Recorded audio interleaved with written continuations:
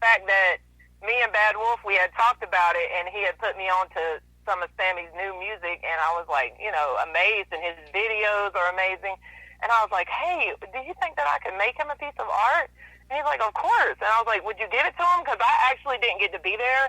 But it was really special because, they took a video of it, and he actually gave me a phone call, and I was on the phone with him when he actually received it. Oh, wow. And I was like, really excited, and, yes. he was so nice. He actually sent me a champagne bottle and everything back as like a thank you, and he told me that he is hanging it in his studio, so, yes, I'm still excited about it. I don't know if you can hear me smiling through the phone, but yeah, it was a big deal. Yes, we definitely can hear the smile. It was definitely a big deal to me. Yes, we can definitely hear the smile in your voice. That's very, very great, and that's a major accomplishment, especially when you have someone in the industry that loves your artwork. And not only that, people will see that in his studio as well and ask about who painted that, and that way you might get more traffic coming your way through Sammy. So that's a win-win situation either way. Most definitely. I thought about that, and I was like, hey, if nothing else ever comes from it, that was just like a big moment for me, and I'm just gracious for every opportunity, whether it be, just something local. I do face painting for kids and stuff too, so being a part of their birthdays, and their lives, and their family invites me in. Everything means so much to me. So, yeah, it's definitely something I'll always remember. Now, I know your work is seen and displayed in the East Alabama, West Georgia area. What are some of the projects that you are working on? And I also know that you are volunteering. You're doing a lot of nonprofit work. Can you expand on that and how people like us can get involved that's not into the art world or at the beginning stages? Yes. Well, currently right now, it's the beginning of the year.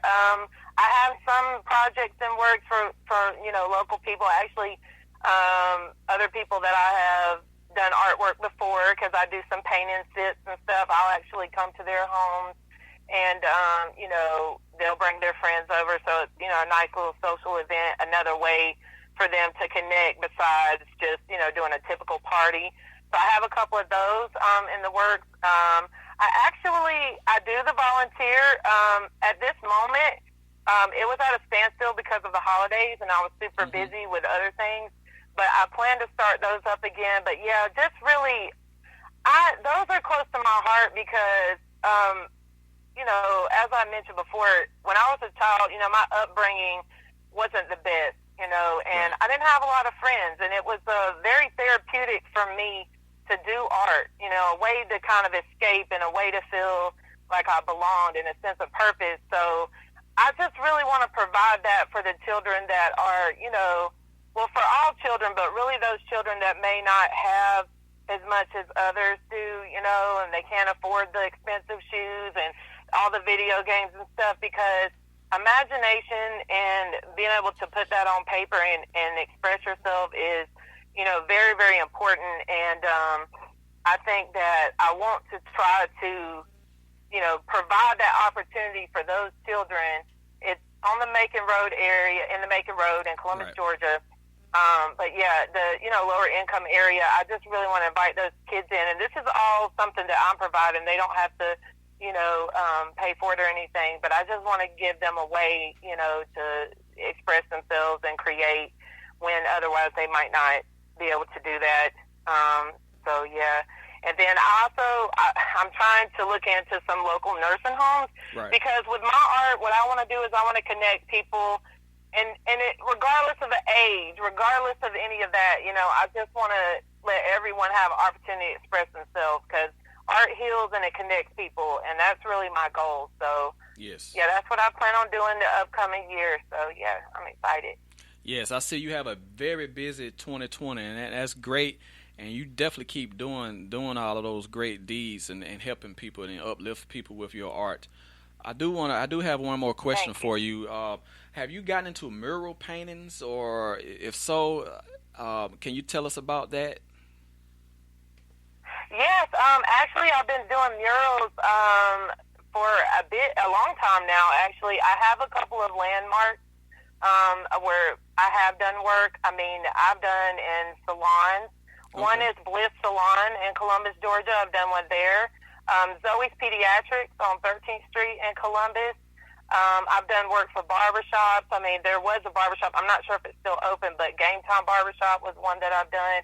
I even have a mural in the Columbus Government Center, which that's the biggest building in my area, Columbus, Georgia. So I was really thrilled about that opportunity, too. And that was actually for the narcotics unit. So that was really big and a big deal. So, yeah, I've done murals.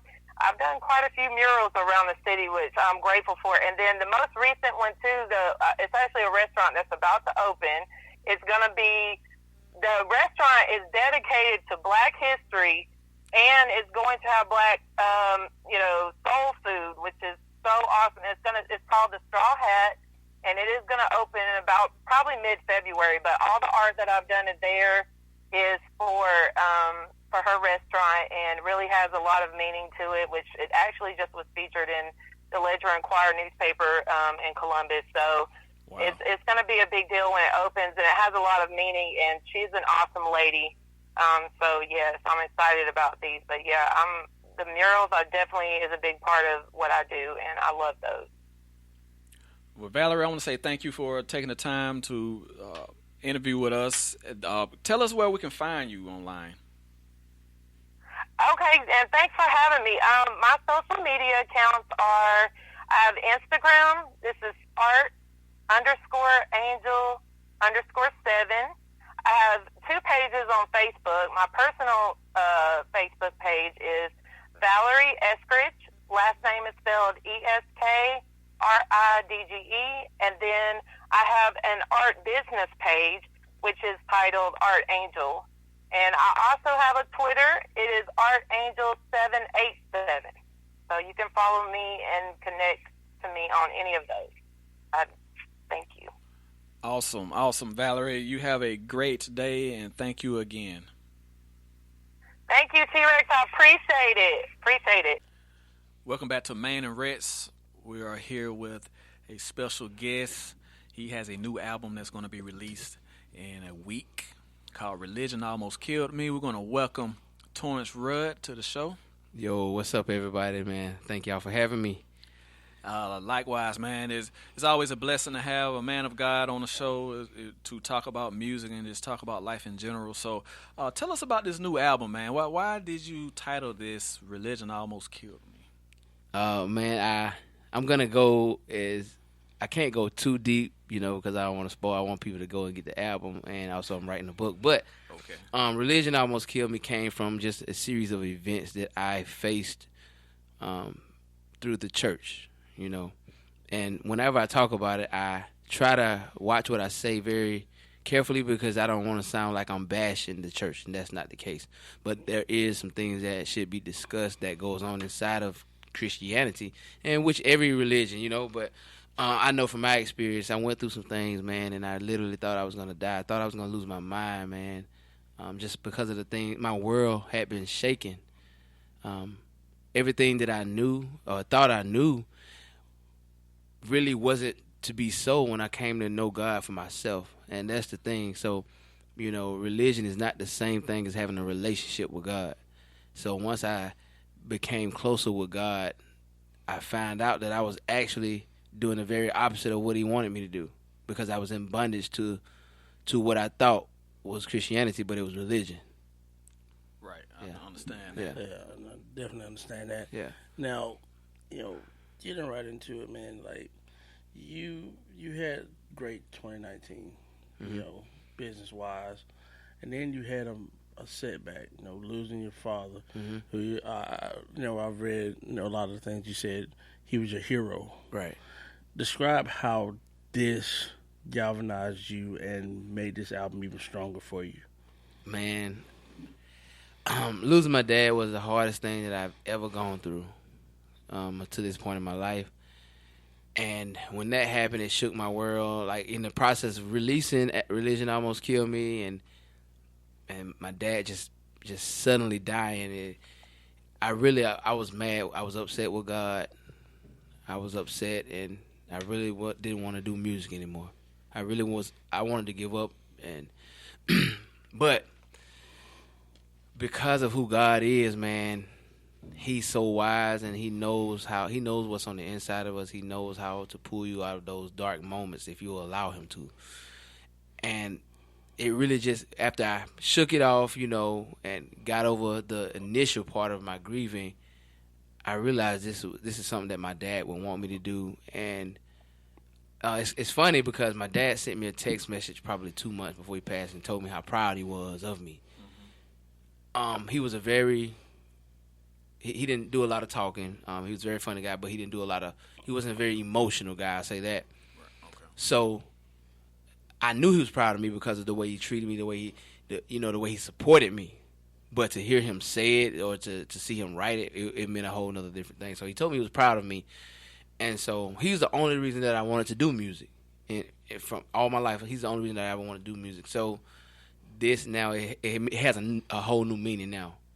Because he loved people so much, he loved God so much, and I just want to be half the man he was. So I'm like, well, I got to push, I got to go hard and overcome obstacles. Because, guys know I do a lot of motivational speaking, and I'm always talking about overcoming obstacles and being great and pushing through. And so I was like, well, this is the time where I have to practice what I preach. So I know that all of us have a call on our life. All of us have a purpose. And there are so many people counting on us to do what we do. You guys do a phenomenal job at what you do.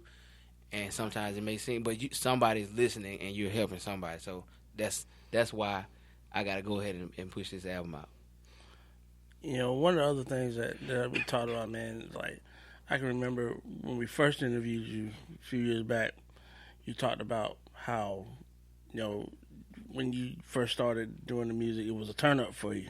Yeah. Is it still a turn up for you now, even though you out there in the masses and you conveying the Lord's work to the masses? You say it's a turn up? What you mean? Like, is it more of a turn up now? Is it more of a? Oh yeah, man. I told somebody the other day, man, I got my feet on the gas and I ain't letting up, man. Man. It is a whole nother ball game now. I'm still having fun doing it, but now I feel like I have a lot of eyes on me now. Right. I do. I feel like I have a lot of eyes on me, and so I'm trying to watch what I do, what I say, but also be effective.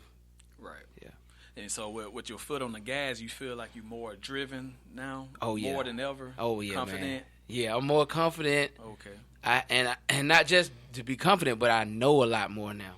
Okay. Since I signed with Worship Mode, man, I've learned business on a whole nother level, the music business, marketing, everything I've learned on a whole nother level. And I know there's a certain place in my life that I'm going to get to, and I'm going to be able to share this information with other people coming up. So, yeah, I'm more driven now than ever. That's awesome. So tell us about this album release venue that you're going to have next Friday, January the 17th. Yep. It's actually at my church, man. This is the church that I attend, the City Church. Okay. Pastor Randy Cower is the pastor. Okay. And the venue itself is so dope, man. It's just, it's not your typical appearance of how a church, and that's what I love. That's what I love. How when you think about a church, you think about an old brick building with the glass windows, with the pyramid at the top of it. Oh yeah. And so nothing wrong with that. I'm not knocking that, but there are some people who I think when they come into where we're having the album release concert, there's gonna be surprised. I mean, we got the lights, we got the fog, man. It's a great atmosphere, and it's January 17th, Friday, January 17th, 7 Central, and I'm alarmed and I'm excited about all of the people that's talking about it. People telling me they're coming. It's humbling, man. I'm very excited. And I'm glad that you guys are going to be in the building as well. Oh, yes. No doubt about that. And where is the city church located for all our listeners? Well, for anybody that's local, if you know where the old Southern Union is, I don't know if you guys, you know what that is, on Waverly Parkway in Opelika. It's 2900 Waverly Parkway, Opelika, Alabama. It's very easy to find. Again, for like my local people, if you coming from Tigertown and going towards Golden Corral, you pass right through Golden Corral, pass through the intersection, take your first right, and go to the stop sign, take your first left, you there. Again, it's 2900 Waverly Parkway, Opelika, Alabama. If you got GPS, you're